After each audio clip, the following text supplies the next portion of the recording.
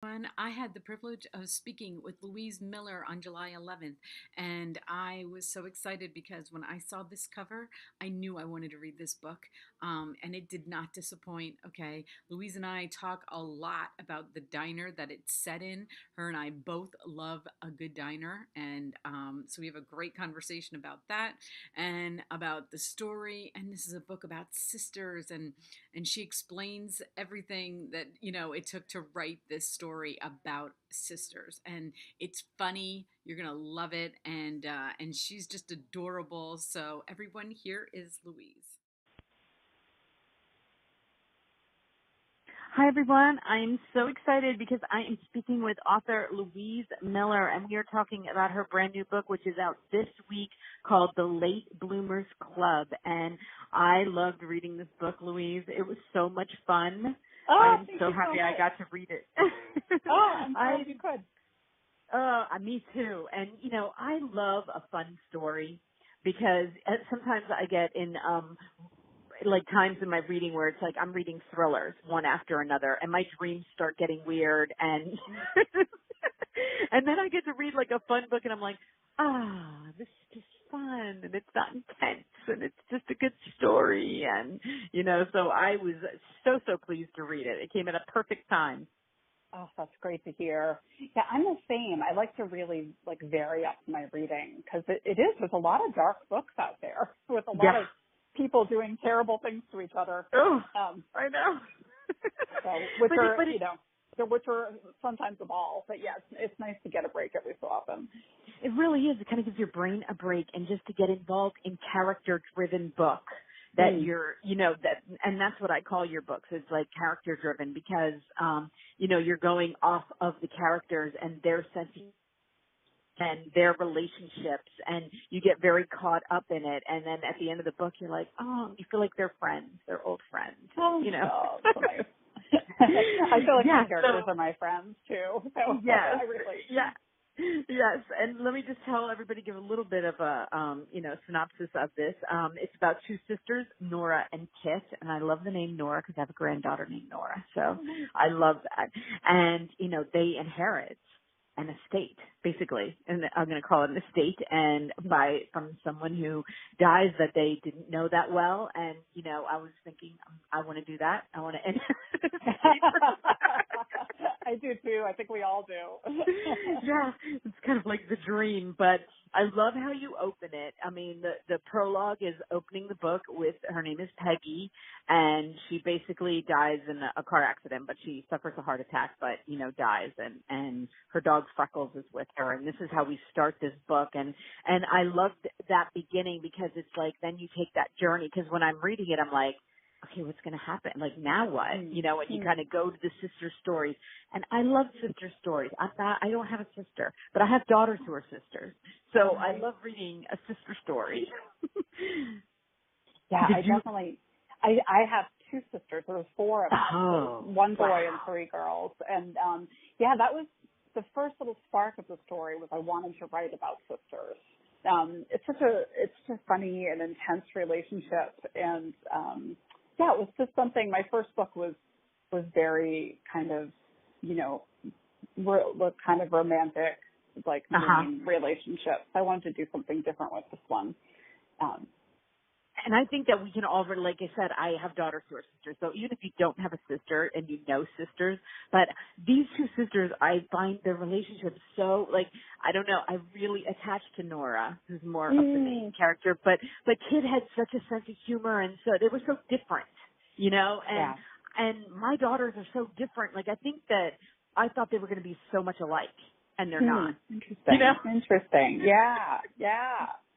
Yeah, it's amazing. It's like a mystery. How do these people become, when the same parents and the same childhood? It's wild. Yeah, and they are, they're definitely so different. They're alike in many ways, but okay, so it also centers around a diner, and I'm in Pennsylvania, and if anybody's like, do you want to go to a 4-star restaurant or do you want to go to a diner? I'd be like, diner. Hands down. Okay? Absolutely. I'm the same. I always think I'm a little strange in that respect, but I will go to, I am surrounded by at least 5 diners within, a couple miles around. Oh, lucky. Oh, Yeah. that's Yeah. That's And, fun. you can't like beat a great diner. There's something about it. There's something about the people and the feel and them and, and that's what this came across too. I was like, I love the diner, because it's like that experience. And, did you grow up with diners? Because I know you're a pastry chef.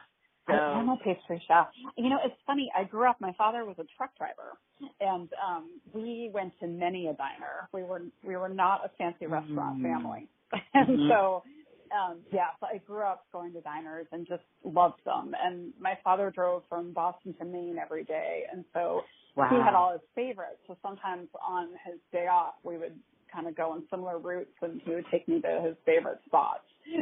So I grew up really loving diners, and I still love them. I have a little obsession. Yeah, and as I grew up, because I was raised in diners also, when I did get to go to like a fancy restaurant and they would hand me the menu, I'd be like, this is it? This is all you guys have? Because at a diner, you can get whatever you want. Like they have whatever you're hungry for, I know. Diners are kind of like, they're so homey, and at the same time, exactly that. It's like you're home, but someone's willing to do whatever you want. Yes. So nice. That's the both worlds. Yes, exactly. And okay, so I wrote down things that, were also my favorite thing about it. And as I'm rating it, and I love that you put in there, they had a love for old movies. Okay, that was one thing they had in common because they grew up with their parents liking old movies. And you put the lyrics in for One for My Baby. And like right away, I went to YouTube and download, like I had to watch. But I always watch Frank Sinatra sing it. I don't know about you. I know it was written for Fred Astaire, but I always watch Frank's version of One. Yeah, he's definitely, I think, the one that comes to mind. He made it famous. Yeah, and I was just so happy because I was like, oh, somebody else knows that song. Like, I don't know. I feel like it's just me that watches old movies and likes, like things back from the 40s and the 50s, songs from there. And, so I love that you put that in the book. Like, I just love these different elements. And then there was Freckles, of course, the dog, and he was fun. What were you thinking about with his part in the story? It's funny. It came a little bit later, but I was sent a story, a true life story, a newspaper article about a dog in Vermont that was in an accident and went missing for 559 days. And he lived through one of the worst Vermont winters that had been on record. And so what happened was all the people in the neighboring towns started reporting about the dog. There were some newspaper articles. But there was this online forum called the Front Porch Forum, and the people would write in and be like, oh, I saw Freckles today, he looks good, or oh, I saw Freckles over here. And there was an AP reporter in Vermont who had nothing to do with the dog or with the family, but he was following the story, and he ended up becoming so involved that he started like helping capture, and he's actually the person that captured the dog after almost a couple of years. So as soon as I read that article, I just loved the way the town communicated, and I thought it would be such a funny thing to include in a novel. Like, it's such a fast way to move the story along and to connect. And I also, to be honest, I was writing this during the 2016 presidential election, and I was really struck so much about how divided everything was feeling all the time, and that was something. I really set out to write a book without a bad guy. Like, I didn't want it to be about good and bad. I wanted it to really be about people coming together. And I felt like, well, I think that no matter how you feel about anything, I mean, the people in the book in the town have a lot of strong feelings about what should happen with this land.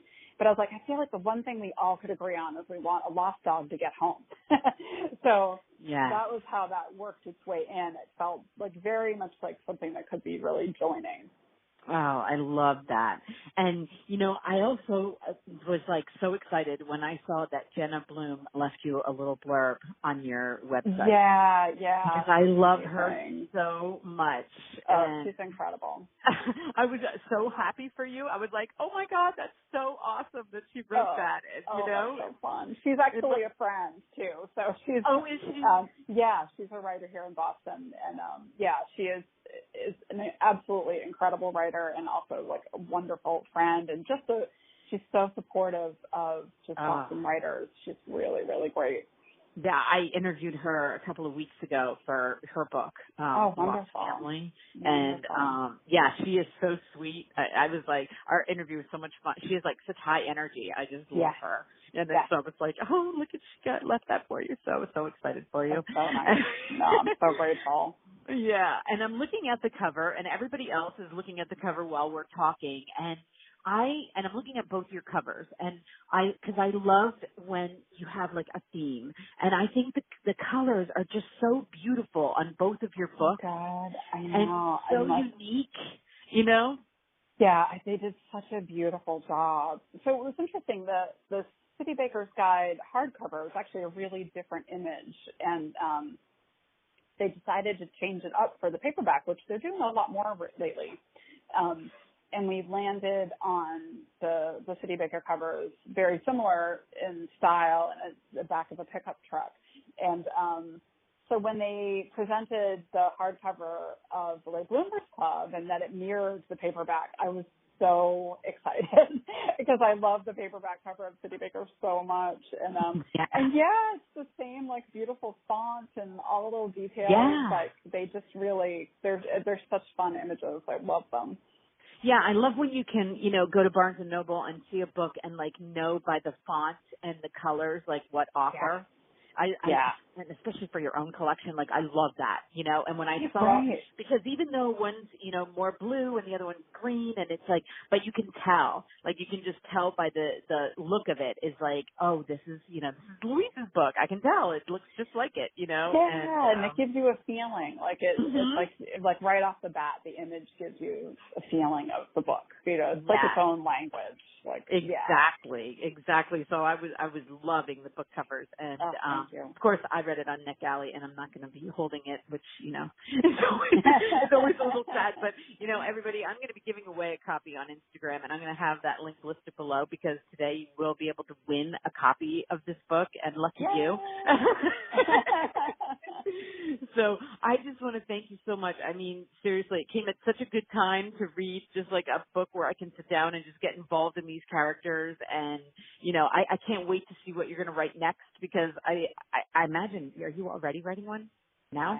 It's happening. It's in the baby stages, tiny baby stages. But Good, because you know where to find me. Okay, when it's done, I will read it for you. And but this is an exciting week. It's like you're in the best of both worlds right now because you can be promoting this and then writing when you have time, and it's that sweet spot. So so wonderful time. Yeah, it really is. It is. Yeah. Well, thank you so much, Louise. I'm going to have all of Louise's links and her website that I'm looking at right now. I'm going to have all those links listed below so you can find her wherever. And I will have also that button that you push that takes you right to Amazon. And in one click, you can have that book, right then, which I love that button because I do that all the time. So anyway, you know where to find me, Louise. For the next one, you have a very fun week. Thank you. Thank you so much. I really appreciate it. Great talking to you. Great talking to you too. Bye-bye. Okay, bye-bye.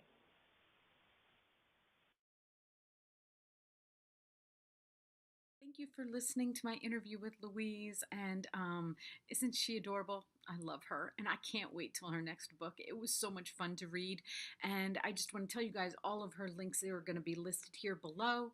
I want to thank Louise and thank NetGalley and her publisher for allowing me to read it early, and I just wish her the best release week ever, and I know there's great things to come for her, so I'm so happy that I got to talk to her. Hit subscribe, everybody, if you like to get notified of my videos. I post them every single day, and hit the little notification bell, and then you'll get notified. But anyway, thank you guys.